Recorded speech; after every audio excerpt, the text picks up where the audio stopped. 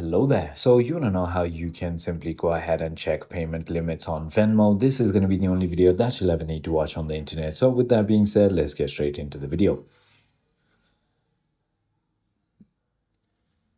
To check your Venmo limits, verify your identity in the app for a higher P2P sending, which is of 60K a week, and bank transfer limits, which is 19K a week. Then find specific details in the app setting under settings, then head into account. Or you could also go do it by visiting the help center or personal profile, bank transfer limits or business profile limits,